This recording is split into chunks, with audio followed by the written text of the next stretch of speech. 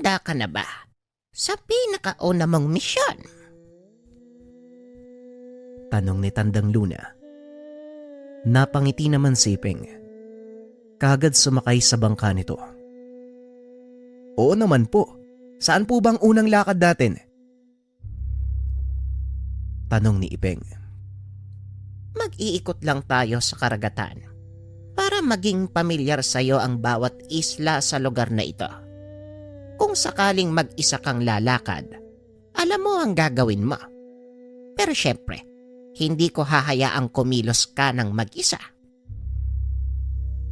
Wika ni Tandang Luna habang tinutulak ang kanyang bangka.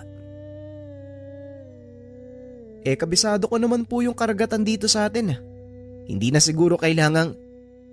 Hindi na naituloy ni Ipeng ang sasabihin. Kagad itong dinuktungan ng matanda. Kung kabisado mo ang karagatang ito, bakit hindi kayo nakaiwas sa mga pirata noon? Wika ni Tandang Luna. Biglang napaisip ang binata sa naging tanong nito. Napagtanto ni Ipeng na tama si Tandang Luna. Siguro nga po. Hindi ko pa talaga kabisado ang karagatan. Sige po, yun muna ang gawin natin, pero teka, bakit gabi? Hindi ba dapat may araw? Tanong ni Ipeng. Magandang katanungan. Kaya pinili kong gabi tayo mag-ikot. Dahil may mga kapuluan sa lugar na ito na sa gabi lamang makikita. Karamihan sa kanila ay lubog sa tubig sa araw. Ito din ang dahilan kung bakit maraming sumasadsad sa bahaging ito ng kapuluan. Wika ni Tandang Luna. Hindi lubos maunawaan ng binata ang paliwanag ni Tandang Luna dahil alam niyang mahirap maglakbay paggabi, lalo pat wala silang dalang pailaw. Pero Tandang Luna, hindi ko maintindihan. Paano nating makikita yung daan wala naman tayong dalang pailaw? Tanong ni Ipeng. Muli, magandang katanungan. Dito mahasa ang iyong pandama. Marunong ka nang maglakbay sa tubig kapag nakikita mo ang dagat. Pero hindi mo pa kayang sumuong sa dilim. Kadalasan sa mga lakad natin ay gabi, lalo na kapag mga pirata ang hahabulin natin. Wika ni Tandang Luna. Ilang sandali pa ay biglang napahinto ang matanda. May namata nitong kumikilos hindi kalayuan sa kanilang kinaroroonan. Mukhang mga mangingisda lang naman yan. Wala naman akong nakikitang kung ano. Wika ni Ipeng.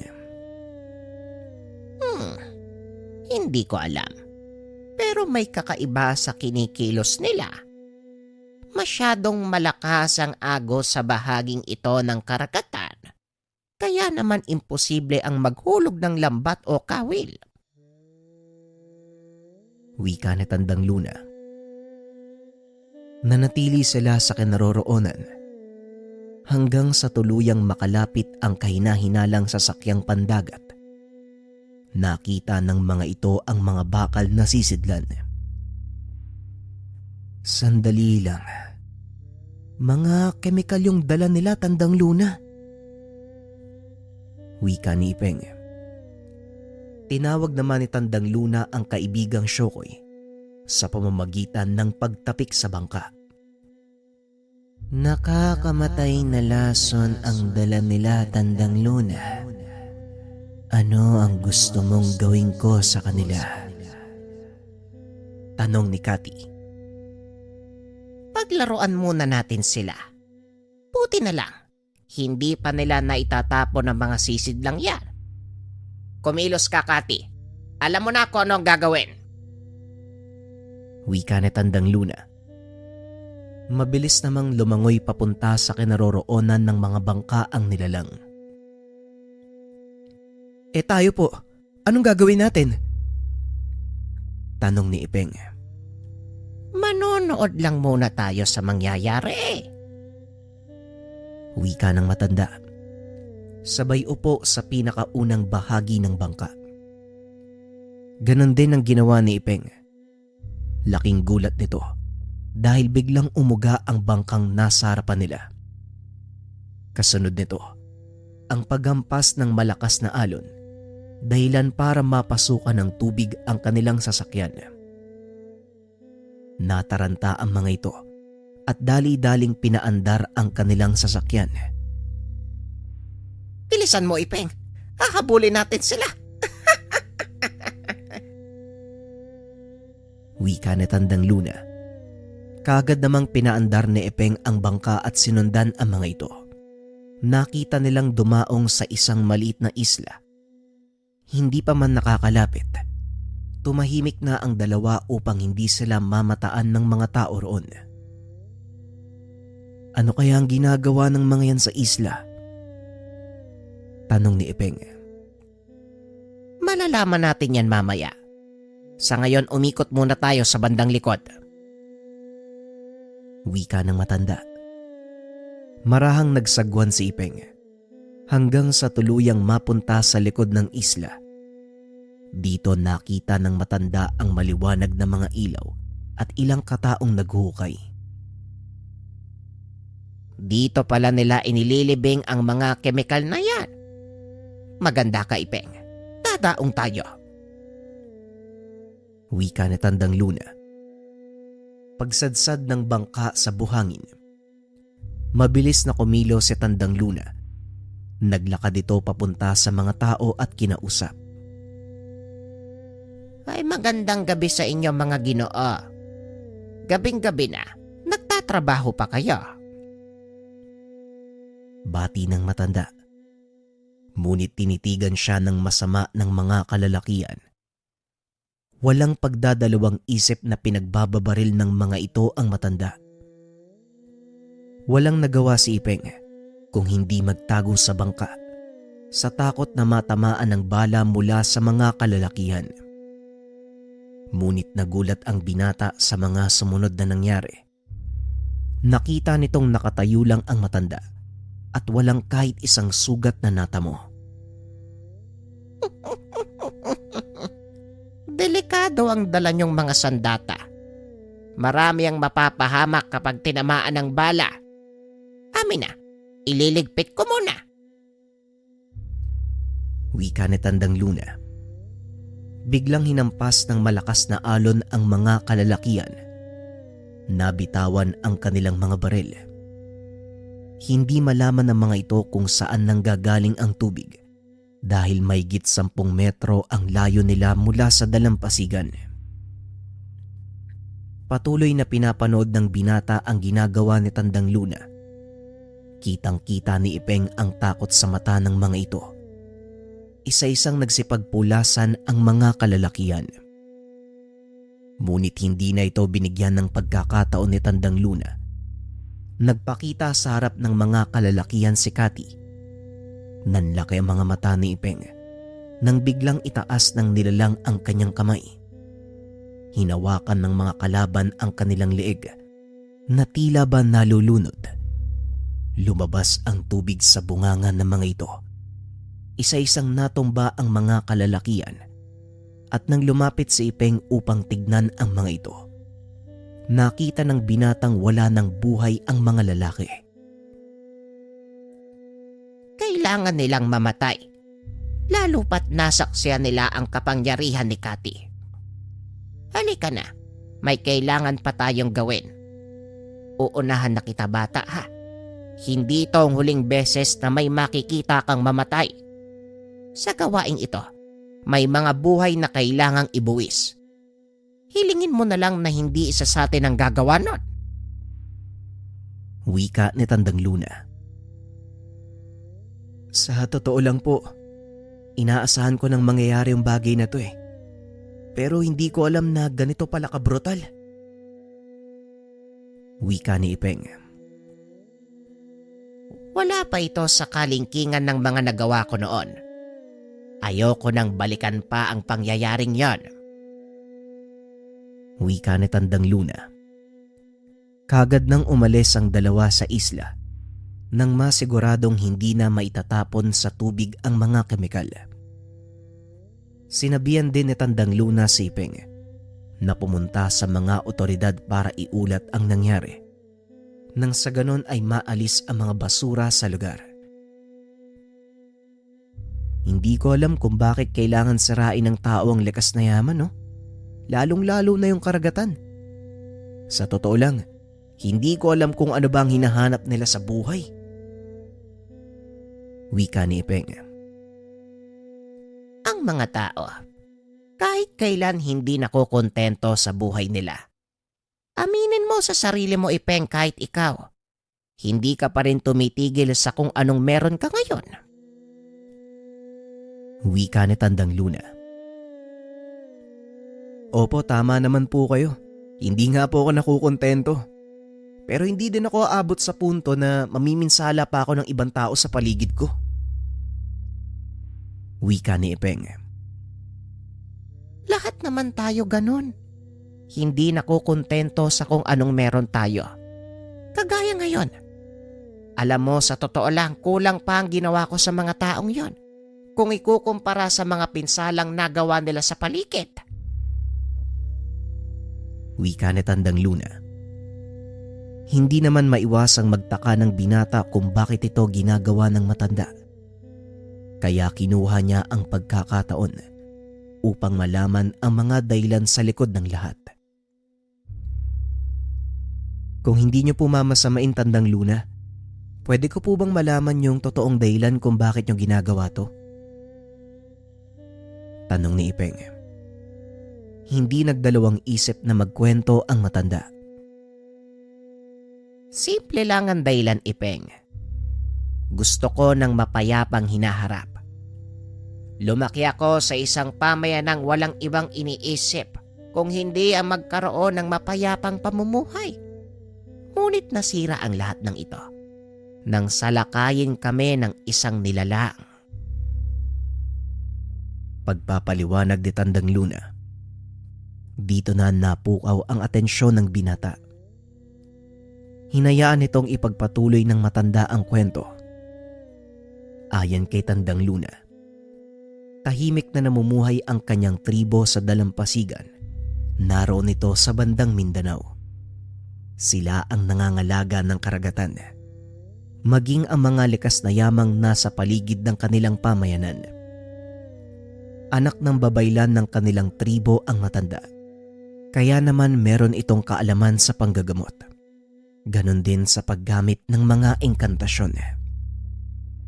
Malakas ang koneksyon ng mga babaylan sa kalikasan. Kaya naman kinakatakutan at hinahangaan sila ng mga kababaryo. Lalong-lalo na ang ama ni Tandang Luna. Aatras tayo ng maraming taon. Nang mga sandaling ito, nasa edad 19 ang dalagang si Luna, nasa ilalim ng pagtuturo ng kanyang ama. Sinanay ito ng matandang babaylan upang maging kahalili pagdating ng panahon. Walang ibang magmamana ng aking kakayahan kung hindi ikaw. Sa ayaw at sa gusto mo yan, Luna. Kailangan mong ipagpatuloy ang ating saling lahi, maging ang mga responsibilidad na kaakibat nito. Wika ng kanyang ama habang nasa kalagitnaan ng pagtuturo ng mga engkantasyon. Ang pangalan nito, Tandang Libuas. Alam ko naman po yun, Ama. Kaya huwag kang mag-alala dahil gagawin ko po ang abot ng aking makakaya para matutunan ng lahat ng kaalaman nyo at para magampanan ko rin po yung tungkulin na nakaatang sa akin. Wika ni Luna. Buong puso nitong tinanggap ang kanyang hinaharap. Dahil simula bata pa lang ay hinahangaan na nito ang kanyang ama. Lalo na pagdating sa larangan ng panggagamot. Sa edad din ni Luna, nagkaroon siya ng kakayahang pasunurin ang isang mataas na uri ng engkantong dagat, ang Shokoy na si Kati. Hindi naging madali ang pinagdaanan ni Luna bago niya ito tuluyang mapasunod. Halos ikamatay ng dalaga ang pagsubok na pinagdaanan nito. Kalaban ng kanilang tribo si Cathy. Sa kadahilanang marami sa kanilang kababaihan ang nawawala. Ngunit lingid sa kaalaman ng mga ito na hindi Shokoy ang may kagagawan. Natuklasan ito ni Luna nang minsang masaksihan ang pagdukot ng isa nilang katribo. Nakita ng dalagang tinangay ng dalawang lalaki ang isang dalaga. Dali-dali itong sinundan ni Luna. Nang mga sandaling iyon, abala sa pagkakarga ng kung anong mga kagamitan ang kalalakihan sa kanilang bangka, kaya nagawang makapuslit ni Luna. Bagaman alam ng dalagang delikado ang gagawin, hindi pa din ito nagdalawang isip na ituloy. Ang layunin ni Luna ng mga sandaling iyon, malaman kung saan dinadala ang mga kababaihan na dinudukot mula sa kanilang tribo.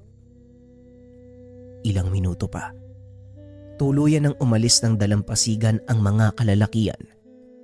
Nagtungo ang mga ito sa isla, hindi kalayuan sa kanilang pamayanan. Doon ay binaba ang mga kababaihan.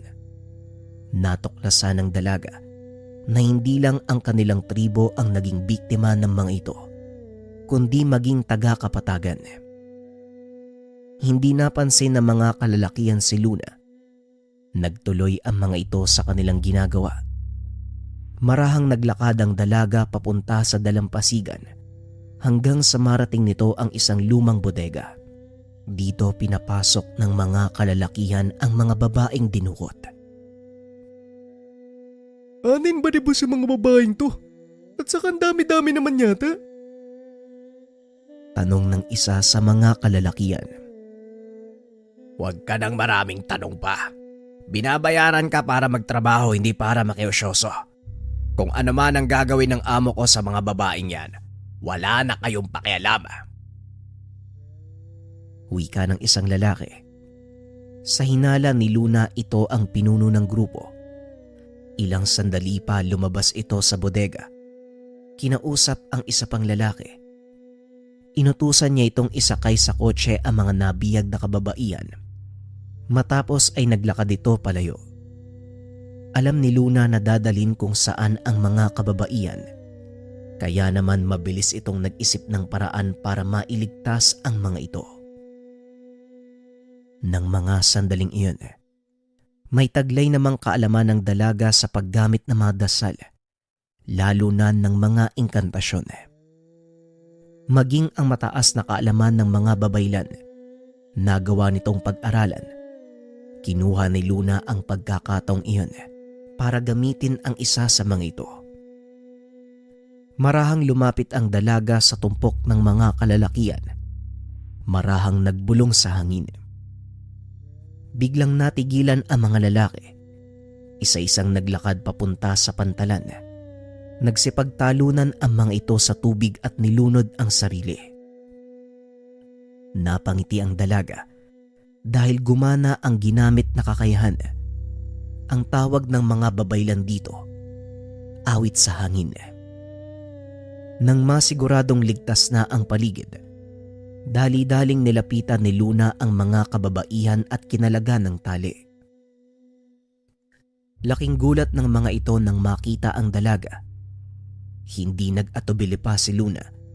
Kagad niyang inalis ang mga babae sa lugar.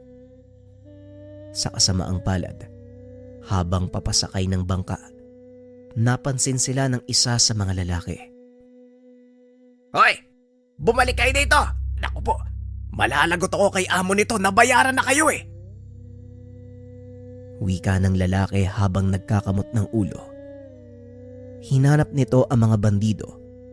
Nakitang nakalutang na ang mga katawan sa tubig. Wala nang nagawa ang lalaki dahil tuluyan nang nakalayo ang bangkang sinasakyan nila Luna. Tuwang-tuwa ang mga kababaihan nang makarating sila sa ligtas na lugar.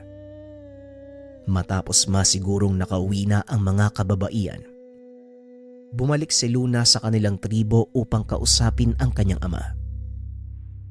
Ama, hindi po mga Shokoy ang kumukuha sa ating mga katribo. Mga bandido po. Dinadala po nila sa syudad upang ipagbili sa mayayamang negosyante. Pagpapaliwanag ni Luna. Sigurado ka ba sa mga sinasabi mo, Luna? Ano ang mga pruweba mo? Tanong ni Tandang Libuas. Kaagad namang ipinatawag ng dalaga ang babaeng nailigtas. Ito ang nagpatunay ng lahat ng sinabi ni Luna. Mali po ang paratang natin sa mga Shokoy. Hindi sila mangangas na dukutin ang mga kababaihan natin. Alam nila ang kasunduan sa ating tribo. Wika ni Luna. Kung ganon, may malaki tayong kasalanan sa mga Shokoy. Luna, anak, ipatawag mo ang iba pang mga alabay. Magsasagawa tayo ng ritual ng pagpapasalamat sa mga bathala ng tubig. Gayon din ang pag-aalay para sa mga Shokoy na nagbabantay ng karagatan. Wika ni Tandang Libuas. Ilang sandali lang natapos na ang paghahanda. Sinimula ng matanda ang ritual. Sa kalagitnaan ng pagsasaya ng mga tao, hindi na malayan ng mga itong sinasalakay na sila ng mga bandido. Hindi nakapaghanda ang buong pamayanan, kaya marami sa kanila ang tinamaan ng pagpapaputok ng mga kalaban. Sa hindi inaasahang pagkakataon, isang Shokoy ang sumalo ng bala para kay Tandang Libuas. Tinamaan ito sa kanang balikat nang itulak nito ang matanda. Hindi rin nagtagal ang pananalakay ng mga bandido. Matapos kunin ang pakay, nagsialisa na ang mga ito sa lugar.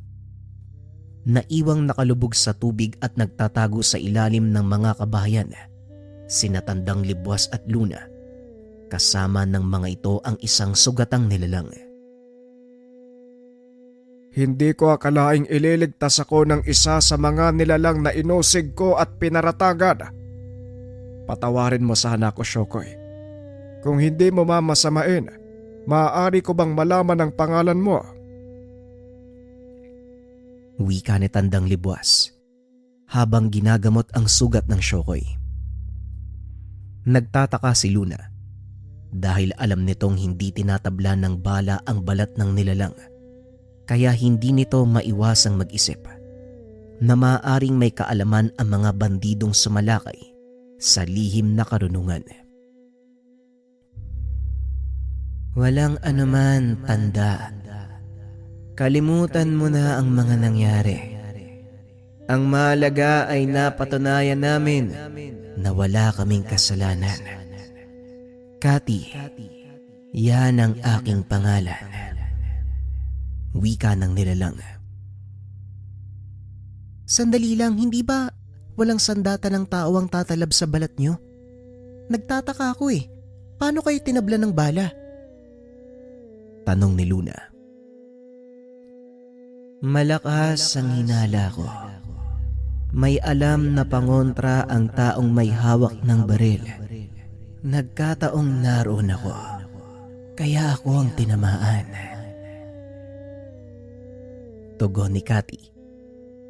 Hindi alam ng dalaga na ito ang magiging simula ng kanilang pagkakaibigan. Halos araw-araw na lumalangoy si Luna upang makipaglaro kay Kati. Unti-unting lumalim ang kanilang pagkakaibigan hanggang sa tuluyang makuha ng dalaga ang loob at tiwala ng nilalang. Lingid sa kalaman ng dalaga na isang malaking sakuna ang nag-aantay sa kanila. Nang mga sandaling ito, nasa dalampasigan ng kabilang isla si Luna. Kasakasama niya si Kati. Tanaw mula sa kanilang kinaroroonan ang kanilang pamayanan. Nang bigla na lang makarinig ng malakas sa pagsabog ang dalaga, natanaw nito kung paanong lamunin ng apoy ang kanilang pamayanan. Dali-daling lumangoy ang dalaga papunta sa lugar upang hanapin ang kanyang mga kaanak. Sa kasamaang palad, masyado nang malaki ang apoy, kaya hindi na nila nagawa pang umakyat. Mapanganib kung aakyat ka pa, Luna. Paniguradong masusunog ka. Alam kong masakit, Pero kailangan mong tanggapin na wala na ang iyong mga magulang. Pasensya na. Pero yan ang katotohanan. Wika ni Cathy. Kahit makita ko lang yung katawan ni Ama, iaalay ko lang siya sa karagatan. Pwede mo bang paunlakan yung kailingan ko, Cathy? Tugon ng dalaga. Gamit ang kakayahan ni Cathy, gumawa ito ng malaking pader ng tubig. Marahang itinulak papunta sa nasusunog na pamayanan. Nagawa nitong apolahin ng apoy. Kaso nga lang wala na silang nakitang maayos na tahanan. Lahat ng nakatayo sa lugar na yon, tila dinaanan ng malakas na ipo-ipo. Nagkalat din sa tubig ang mga peraso ng kahoy mula naman sa mga kabahayan. Dali-daling tinungo ng dalaga ang kanilang maliit na dampa at doon ay nadatnan niya ang bangkay ng kanyang ama at ina. Bagaman sunog na ang katawan ng mga ito, madali silang nakilala ni Luna sa pamamagitan ng mga alahas na suot ng kanyang ama at ina. Isa-isa silang kinuha ni Luna, isinakay sa bangka at pinaanod sa karagatan. Isa itong uri ng ritual na kung saan inaalay ang mga bangkay sa tubig bilang huling pamamaalam. Kailangan mo nang umalis dito. Hindi na tayo pwedeng magtagal. Kung sino man ang gumawa nito, siguradong babalik siya para siguraduhing walang natira sa inyo. Wika ni Cathy. Hindi naman tumanggi si Luna. Lulan ng bangka. Tinungo ng dalaga ang kapatagan upang hanapin at panagutin kung sino man ang may gawa ng pagkamatay ng isang buong tribo ng mga katutubong badyaw. Hindi ako titigil hanggat hindi ko sila napaparusahan. Wika ni Luna habang sakay ng bangka. Palayo na ito sa kanilang pamayanan. Darating ang pagkakataon para sa kanila, Luna. Hindi ako aalis sa tabi mo. Ipinangako ko ito sa iyong ama. Wika ni Cathy. Biglang natigilan si Luna sa sinabi ng kaibigan. Anong ibig mong sabihin, Cathy? Matagal na kayong may usapan ng aking ama? Tanong ng dalaga. Oo, Luna. Patawarin mo ko kung hindi ko sinabi sa iyo. Nangako ako sa iyong ama na walang makakaalam ng usapan namin. Ang totoo, alam ng iyong ama na hindi kaming mga syokoy ang may gawa ng pandudukot sa inyong mga katribo. Pagpapaliwanag ni Cathy. Dito na unti-unting nabuo sa isipan ni Luna ang lahat. Unti-unti niyang napagtanto kung bakit naroon si Cathy nang mangyari ang unang pagsalakay ng mga kalaban. Kung ganun, palabas lang ni Ama ang lahat? Muling tanong ng dalaga. Tama ka, Luna. Ginawa niya ito para subukan ka at tignan kung ano ang gagawin mo sa ganong kalagayan. Hindi mo binigo ang iyong ama. Napatunayan mo ang iyong sarili bilang karapat-dapat na tagapagmana nito. Tugon ng nilalang. At mula sa palad nito, humulma ang isang sisidlan. Gawa sa bunga ng kung anong prutas. May marka ito ng kanilang angkan at ilang beses nang nakita ng dalaga na nakasugbit ito sa bewang ng kanyang ama. Ito ang sisidlan ng tubig ni Ama. Pinapamana niya sa akin to? Tanong ni Luna.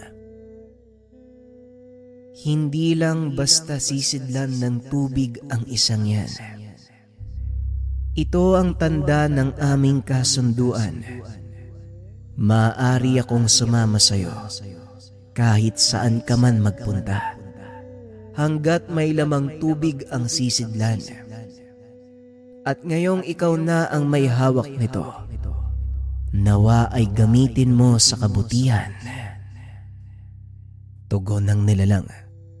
Hindi alam ni Luna na ang sisidlan na yon ay nagmula sa mga Shokoy. Maliban sa pwede nila itong gawing tahanan, nagtataglay din ng hindi masukat na kapangyarihan ang munting tapayan. Saka pa lamang ito natuklasan ng dalaga nang minsan siyang maharap sa panganib ng bagyo. Hindi nag-alala si Luna dahil alam niyang nariyan si Cathy para tumulong. Ngunit sa kalagitnaan ng paghahanap ng pulong masisilungan, natanaw nito ang maliit na bangkang binabayo ng malakas na alon. Lulan nito ang dalawang katao. Wala nang malay ang isa. Kitang-kita ni Luna kung gaano kadelikado ang kanilang sitwasyon. Cathy, may magagawa ba tayo para tulungan ng mga tao? Tanong ni Luna. Ikaw ang may hawak ng sisidlan. Bakit ako ang tinatanong mo? Tugon ni Cathy. Napangiti ang dalaga at kaagad nakaisip ng paraan. Inutusan nito si Cathy na gumawa ng pader na tubig paikot sa bangka upang harangan ang hangin. Kaagad namang sumunod ang nilalang. Matapos tumalon ang dalaga sa dagat, lumangoy papasok sa ginawang pananggalang ni Cathy. Umakyat ito sa bangka ng mga kalalakian. Tinignan ng kalagayan ng taong walang malay. Huwag kayong mag-alala, ligtas na kayo. Kailangan yung tumalon dahil hindi magtatagal lulubog na ang bangkang to. Wika ng dalaga. Hindi na nagtanong pa ang isa sa mga lalaki. Kaagad na itong tumalon. Inakay naman ni Luna ang isa pang lalaki. Sumunod na din ang kasama nito. Marahang lumangoy ang mga ito papunta sa bangka ng dalaga. Doon itinuloy ng dalaga ang pagtingin sa kalagayan ng lalaking walang malay. Wala kang dapat ipag-alala. Nasa maayos na kalagayan ng kasama mo. Kailangan lang siyang mainitan. Wika ni Luna. Lubos naman ang pagpapasalamat ng mga mangingisda. Ngunit nagtataka ang mga ito kung ano ang ginagawa ng dalaga sa gitna ng karagatan sa ganung kalakas na bagyo. Dahil sa nangyari, naging usap-usapan ang pagkakakilanlan ng dalaga. Nagpagala-gala ito sa mga kapuluan sa paligid sa paghahanap ng mga taong pumatay sa kanyang mga katribo. Punong-puno ng galit ang dalaga ng mga sandaling iyon, ngunit hindi pa din nawawala ang mabuting puso nito. Sa tuwing makakakita ng mga taong nangangailangan ng tulong, hindi ito nag-aatubiling mag-abot ng kamay. Lalo na sa may mga sakit. Dahil sa aral na natutunan sa ama, kinilala bilang manggagamot ang dalaga at palaging inaabangan ng mga tao ang pagdaong nito sa kanilang dalampasigan. Sinasalubong siya ng pagbati at inaabutan ng mga pagkain. Lumaganap ang pangalan ni Luna, hindi lang bilang manggagamot, kundi bilang tagapangalaga ng karagatan. Maraming beses na nakakabangga ng dalaga ang mga pirata. Pinipigilan ang mga ito sa ginagawang pananalakay sa mga pulo. Sa paglipas ng mga taon, naging mainit sa mata ng mga masasamang loob si Luna, kaya pinili nitong manirahan sa bangka at magpalutang-lutang sa karagatan. Paminsan-minsan dumadaong ito sa mga isla upang manggamot at maghanap ng mga pangangailangan. Hindi naman nahihirapan si Luna dahil may mga taong tumutulong sa kanya, lalo na pagdating sa pagkain at iba pang kailangan ng dalaga. Balik tayo sa kasalukuyan. Ito ang kwento ng buhay ko, Ipeng. Hindi ko na namalayang nawala na ang galit sa puso ko. Ang tanging nasa isip ko na lang, adhikaing makatulong. Napagtanto ko din ng mga panahong yun na walang maidudulot na mabuti ang pag-iigante dahil dudungisan lang nito ang iyong pagkatao. Wika ni Tandang Luna. Hindi akalain ni Ipeng na makikilala niya ng lubusan ang pagkatao ng matanda. Nang mga oras na yun, magmamadaling araw na nang matapos sila sa pag-ikot. Nagpa siya si Tandang Luna na tapusin na ang gawain sa araw na yon. Una na po ako, Tandang Luna. Kailangan ko pang tapusin yung paglilinis ng bangka namin eh. Sa susunod na linggo, magsisimula na naman kaming mangisda eh. Wika ni Ipeng. Naiintindihan ko. Mag-iingat ka ha. Pupuntahan na lang kita kapag may lakad tayo. Wika ni Tandang Luna. Pagdating sa kanilang tahanan, napansin ni Ipeng na tulog pa ang ama. Dahan-dahan nitong kinuha ang mga gamit panglinis. Muling bumalik sa dalampasigan upang maglinis ng bangka. Bagaman walang tulog, hindi nakaramdam ng antok ang binata. Tanghali na nang matapos si Ipeng sa paglilinis ng bangka. Napakalaki ng sukat nito. Ilang sandali pa dumating na ang kanilang mga pahinante. Tinulungan ang binatang ibaba ang bangka sa tubig. Itinuloy ng binata ang paglilinis sa loob nito habang nag-aayos ng mga kagamitan. Napansin ng binata ang paparating na mga kalalakian. Sinalubong naman ito ng kanyang ama na noon ay kakarating lang din sa lugar. Narinig kong hinahanap niyo daw ako Anong maitutulong ko sa inyo? Tanong ni Mang Dudong sa mga kalalakian. Kailangan po namin ng mga bangkang pagkakargahan ng mga gamit namin patawid sa kabilang isla. Maaari mo ba kaming tulungan, Manong? May nakapagsabi sa amin. Nasa inyo daw yung pinakamalaking bangka dito eh. Tanong ng lalaki na halos kasing edad ni Tandang Luna. Nilingon ni Mang Dudong ang anak na nooy nag-aayos ng mga lubid ng bangka. Napatingin din si Ipeng sa mga ito. Ngunit hindi niya gaanong binigyan ng pansin ang kanilang pinag-uusapan. Maya-maya pa ay lumapit na si Mang Dudong sa kanya at kinausap ito. Kumusta ang lagay ng dalawang makina natin? Tanong ni Mang Dudong. Maayos naman po, tay. Wala naman po akong nakitang problema. Siguro, malalaman ko mamaya kapag pinatakbo ko na yung bangka para subukan. Wika ni Ipeng. Subukan mo na ngayon. May tinanggap akong trabaho.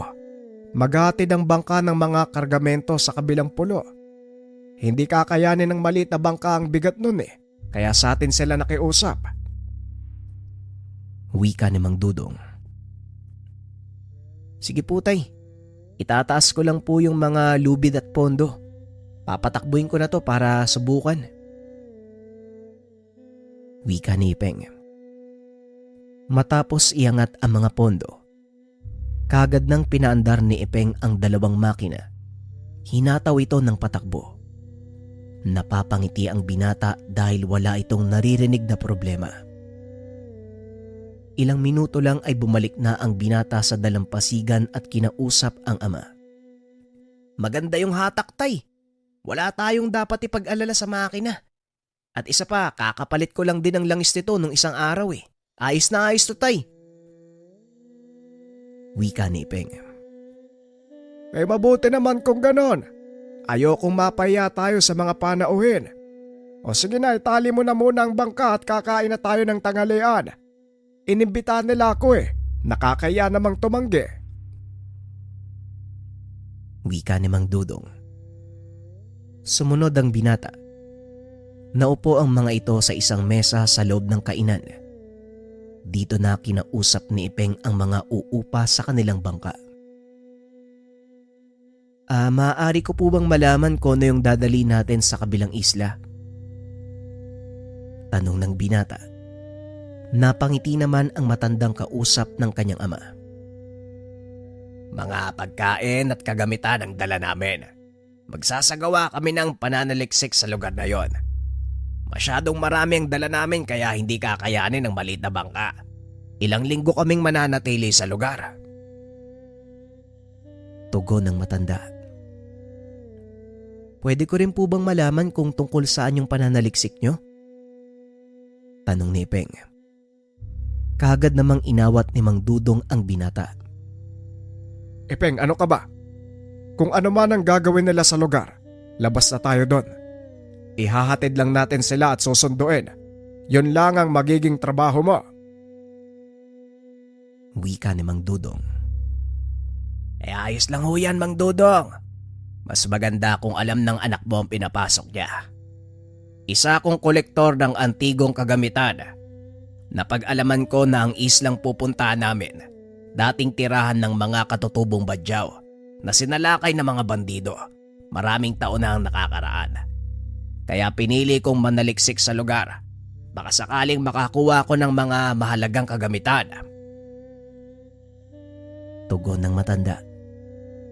Naalala ni Ipeng ang kwento ni Tandang Luna.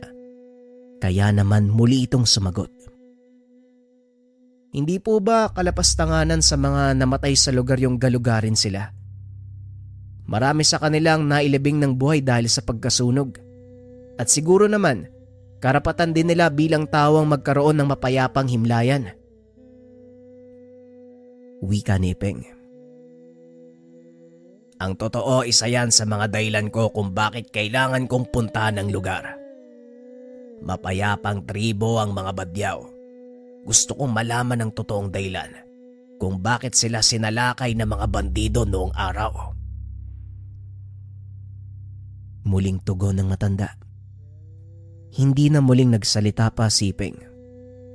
Sa isip nito, gagamitin niya ang pagkakataon para lubusang makilala ang mga kalalakian at malaman ang kanilang totoong pakay sa lugar. Nang mga sumunod na araw, naganda na si Ipeng upang maglakbay papunta sa kabilang isla.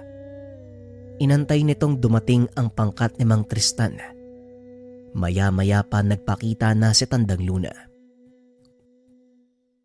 Mukhang may lakad kayata ngayon, Ipeng.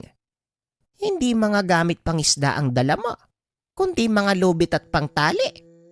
Maaari ko bang malaman kung saan ka pupunta? Wika ni Tandang Luna. Tandang Luna, kayo po pala. Maghatid lang po ako ng pasahero dun sa kabilang pulo. Gusto niyo po bang sumama? Tanong ni Ipeng. Ay nako, hindi na. May lakad din ako sa kapatagan. Mag-iingat ka. Medyo malalaki ang alon sa gawing iyon. Wika ni Tandang Luna. Kagad na itong umalis. Ilang sandali pa dumating na si Mang Tristan kasama ang ilan sa mga tauhan nito.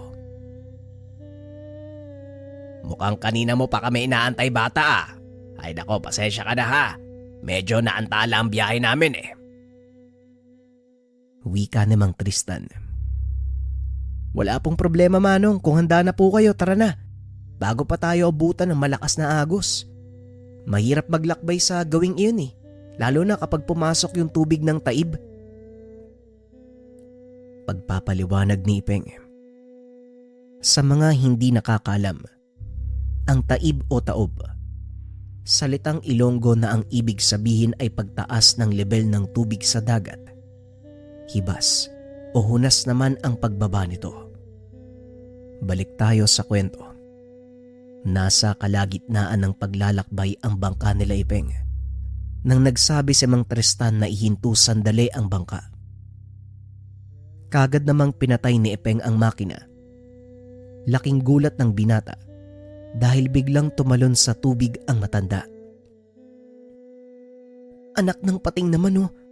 Bakit naman tumalon yung amo nyo? Tanong ni Ipeng. Hindi rin maunawaan ng mga tauhan ni Mang Tristan ang kanyang ginawa.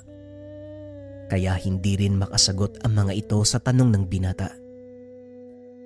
Maya-maya pa ay umahon na si Mang Tristan. Hawak-hawak nito ang isang pawikang napuluputan ng lambat. Ay nako, ito ang nagiging resulta kapag napapabayaan ang lambat sa dagat. Kawawa lang ang mga pawikan, oh, lalo na kapag hindi naagapan. Maaari niyo ba akong abutan ng kutsilyo? Wika ni Mang Tristan. Dito napag-alaman ni Ipeng na may mabuting puso si Mang Tristan. Ngunit hindi pa rin ito kumbinsido. Kaya nang makaahon sa bangka ang matanda, kagad niya itong tinanong. Manong, bakit niyo po yung ginawa kanina? Alam mo bang delikadong bahagi ng karagatan yun? Sinasabi nila may malaking ahas daw na nakatira dyan eh. Kaya sa tuwing mapapadpad yung lambat ng mga mangingisda, hindi na sila nag-aabala pa na kunin yan. Wika ni Ipeng. Yun din ang pagkakarinig ko sa mga lokal doon sa inyo eh. Pero hindi naman ako naparito para manggambala. Napadaan lang tayo at nagligtas ng buhay ng pawikan. Isa pa, kung siyang nasa kalagayan ko, ay paniguradong tutulungan din ako niyan. Wika ni Mang Tristan. Nagtaka ang binata sa mga sinabi nito. Siya? Sino po yung tinutukoy niyo, Manong? Tanong ni Ipeng. Wala. Wala naman. Isang dating kakilala. Hindi ko nga alam kung buhay pa siya eh. Wika ni Mang Tristan. Muli itong bumalik sa kinaupuan. Ilang minuto pa ang nakalipas. Narating na nila ang sinasabing pulo. Mabuti na lang. Hindi ganon kalakas ang daluyong sa lugar, kaya nagawa nilang makarating ng ligtas. Paano po yan, Manong? Susunduin ko na lang po kayo pagkatapos ng gagawin nyo. Tanong ni Ipeng. Matapos ibaba ang lahat ng mga kargamento nila Mang Tristan. Hindi iho, manatili ka. Babayaran ko yung araw na mawawala sa'yo. Nag-usap na kami ng ama mo at ipagpapaliban niya muna ang pangingisda para dito. Wika ni Mang Tristan. Kung ganun, sige. Nandito lang ako sa bangka kung sakaling may kailangan kayo ha. Puntahan niyo lang po ako. Wika ni Ipeng. Matapos ay nahiga ito sa pinakadulo ng bangka. Sinubukang makatulog. Ngunit ilang minuto lang ang nakalipas. Tila lumakas ang hangin. Tinignan ni Ipeng si Mang Tristan. Nakita nitong nagkakandara pa sa pag-aayos ng tolda ang mga tauhan. Dali-daling bumaba sa bangka ang binata upang tumulong.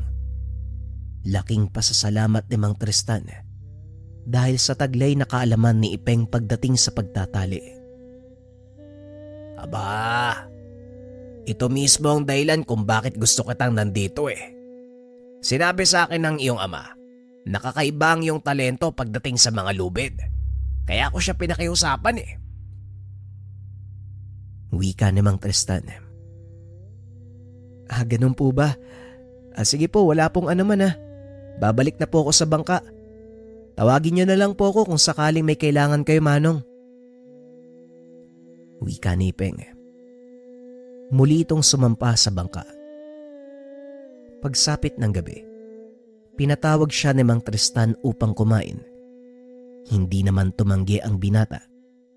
Dahil sa totoo lang nagugutom na ito, nakaligtaang magbaon ng pagkain. Nag-usap-usap ang mga tauhan ng matanda.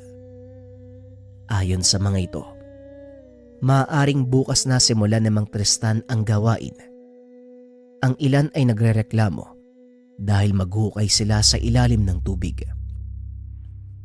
Hindi naman ito pinansin ni Ipeng. Ngunit ang talagang nakakuha ng atensyon nito, ang puting telang hawak ni Mang Tristan. May nakasulat itong simbolo, nakalin tulad kay Tandang Luna. ang simbolong tinutukoy na hahawig sa buntot ng isang balyenang nakataas sa tubig. Matapos kumain, nilapitan ni Ipeng ang matanda at kinausap. Manong, kung hindi niyo po mamasamain maaari ko bang malaman kung saan galing yung hawak niyong tela kanina? Tanong ni Ipeng. Ito ba ang tinutukoy mo? Ang totoo, dito sa pulong ito mismo nanggaling ang banderitas. Siguro pagmamay-ari ito ng mga bandidong sumalakay o hindi kaya naman yung mga nakatira sa lugar. Wika ni Mang Tristan. Itinuro naman ni Ipeng ang banderitas na nakakabit sa kanyang palo. Parang kagaya po niya ng bandera ko, Manong Hindi ko alam po kung nagkataon lang Kaya po ko nagtanong sa inyo. Pasensya na po, masyado ako nangihimasok sa gawain niyo. Wika ni Ipeng. Walang masama sa pagtatanong, iho. Ang totoo, ito ang dahilan kung bakit ako bumalik sa lugar na ito Isang babae ang nagmamay-ari ng banderitas na ito. Dito ko siya huling nakita. Wika ni Mang Tristan. Nanlaki ang mga mata ni Ipeng nang marinig ang kwento ng matanda. Si Tandang Luna ang may bigay sa kanya ng banderang nakasabit sa kanyang palo. At marahil, ang babaeng sinasabi ni Mang Tristan, pati na rin si Tandang Luna, ay iisa. Gayunpaman, pinili ng binatang manahimik tungkol sa bagay na ito. Hinayaan niyang ang panahon ang mag-adya ng katotohanan. Kinabukasan maagang nagising si Ipeng dahil narinig nitong sumisigaw si Mang Tristan sa mga tauhan. Papasikat pa lang ang araw ng mga oras na yun, pero marami nang nagawa ang pangkat. Sinimulan nila ang pag-uukay sa dalampasigan. Nailantad na nito ang mga kahoy na tila mga poste ng isang pantalan. Dahan-dahang hinukay ng mga tao ang paligid nito dahil may karupukan na din ang mga kahoy sa tagal ng panahong nakalibing ito sa buhangin. Sinasabi ko na nga ba tama ang hinala ko? Ang buong dalampasigan nito, dating pamayanan ng mga badyaw. Wika ni Mang Tristan habang maingat na sinusuri ang mga poste. Walang kaalam-alam si Ipeng tungkol sa bagay na yon dahil wala namang sinabi sa kanya si Tandang Luna. Patuloy na inobserba ng binata ang mga pangyayari hanggang sa ipinahinto ng matanda ang paghukay. O Manong, bakit nyo naman po sila pinatigil? Akala ko ba ito yung hinahanap nyo? Wika ni Ipeng. Pataas na ang tubig. Maaaring masira ang struktura sa oras na galawin ito. Kaya dyan, umalis na kayo sa tubig. Wika ni Mang Tristan. Namay nga ang mga tauhan nito. Habang si Mang Tristan naman, patuloy na tinitignan ang mga nakuhang kagamitan. Hindi maunawaan ni Ipeng kung ano ang hinahanap ng matanda. At dahil wala din siyang alam, hinayaan na lang ito ng binata. Masayang nag-uusap ang mga tauhan ni Mang Tristan sa sulok nang biglang napahinto ang isa sa mga nagsasalita habang nakatingin sa dagat. Nakita ni Ipeng ang biglaang pagbabago ng reaksyon ng mukha nito. Kaya naman kaagad bumangon ng binata upang tignan kung ano ang nangyayari. Halos mapatalon sa tubig si Ipeng nang makita ang katawan na tila dambuhalang ahas. Lumalangoy sa tubig. Napakahaba nito na halos hindi makita ng binata ang ulo. Marahang kumilos ang binata at bumaba ng bangka. Saktong nakalapit na siya sa lalaking nakatitig sa nilalang. Naagapan nito ang pagsigaw. Huwag kang maingay. Naloko na. Mukhang delikado ang lagay natin dito. Wika ni Ipeng. Nagtaka naman ang mga kasama ng lalaki. Tinignan ang direksyon kung saan nakatitig si Ipeng. Hindi ko akalaing muli siyang magpapakita dito. Hindi nga ako nagkamali. Simulat sa pool, tama ang lahat ng nalalaman ko tungkol sa bahaging ito ng karagatan. Wika ni Mang Tristan. Ano pong ibig niyong sabihin, Manong? Wika ni Ipeng habang patuloy na nakatitig sa nilalang. Ang nilalang na kumain ng 6 na buwan ng mundo. Dito nakatira sa bahagi ng karagatan. Wika ni Mang Tristan. Nanlaki ang mga mata ni Ipeng sa mga narinig. At kung hindi niya nakikita ang nilalang, iisipin ng binatang nababaliw na si Mang Tristan. Ilang sandali pa tuluyan ang nakalayo sa lugar ang nilalang. Nakahinga ng maluwag ang pangkat dahil sa sobrang takot. Nakiusap ang isa sa mga tauhan ng matanda na umuwi na lamang dahil hindi nila kayang manatili sa lugar, lalo pat may dambuhalang ahas na nasa paligid. Hindi ahas ang isang yon. Isa siyang bakunawa. Pero paanong nangyaring buhay pa siya? Tanong ni Ipeng. At dahil ayaw na din ni Mang Tristan na may mangyaring masama sa mga tauhan, pinili nitong umalis na sa lugar. Pagdating sa pantalan, muling kinausap ng matanda si Ipeng na kung maaari ay bumalik sila sa isla. Papayag ako kung isasama natin ang kaibigan ko. Kasi kung meron mang makakasagot sa katanungan mo ngayon, walang iba kung hindi siya. Wika ni Ipeng. Kagad itong lumakad papunta sa baryo. Hindi naman kalayuan. Nakasalubong nito si Tandang Luna. Dali-daling hinila ng binata ang kamay nito. Walang sabi-sabi ay dinala sa bangka. Dahil nagulat ang matanda, isang malutong na kutos ang binigay nito kay Ipeng. Ano ka ba namang bata ka? Alam mo nang hindi malinaw yung mata ko. Hila ka ng hila. Paano kung nadapa ako? Wika ni Tandang Luna. Pasensya na po kayo, Tandang Luna. Pero kailangan ko po ng tulong niyo eh. Wika ni Ipeng. Lumabas sa kamarote ng bangka si Mang Tristan. Nagulat ito sa nakita. Ipeng, andyan na ba ang sinasabi mong kaibigan? Teka, hindi ba? Hindi ba ikaw? Wika ni Mang Tristan. Hindi na nito natuloy ang sasabihin. Nagsalita si Tandang Luna. Ikaw, ang lakas ng loob mong bumalik pa sa lugar na ito. Hindi mo ba alam kung gaano kalaking pinsala ang ginawa mo sa aming baryo? Wika ni Tandang Luna. Biglang napakamot si Ipeng. Hindi nito akalaing magkakilala ang dalawa. Kilala ko ang taong to, Ipeng. Kilalang kilala ko siya. Wika ni Tandang Luna. Teka, sandali lang, mali ang iniisip mo. Hindi ako may pakana ng pagpapasabog sa inyong baryo. Wala ako sa lugar nyo nang mangyari yon. Wika ni Mang Tristan. Tauhan mo ang namataan sa lugar ng mga oras na yon.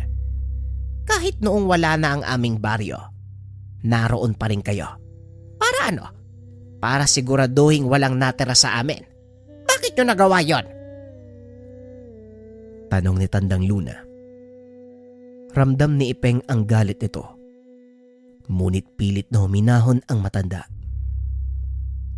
Maniwala ka, Luna. Wala akong kinalaman dito. Ipinadala ko ang mga tauhan ko nang marinig ang nangyari sa inyong baryo. Oo, alam kong hindi naging maganda ang una nating pagkikita dahil grupo ko ang dumukot sa mga kasama mong babae. Pero maniwala ka man o hindi, sumusunod lang ako sa utos. Pagpapaliwanag ni Mang Tristan. Kahit kahit anong paliwanag ang gawin mo, hindi na mawawala sa isipan ko ang nangyari. Sa tuwing naaalala ko, bumabalik sa akin ang sakit. At ngayong nakita kita uli, hindi ko alam kung ano pa ang maaari kong maramdaman. Pasensya ka na. Baka mamaya, bigla na lang kitang patayin. Pag-uusap ng dalawa. Hindi na nakapagsalita si Ipeng. Ramdam nito ang galit ng matanda. Ngunit laking pagtataka nito dahil biglang umakyat ng bangka si Tandang Luna. Oh, kayong dalawa, ano pang inaantay nyo dyan? Biyernes Santo,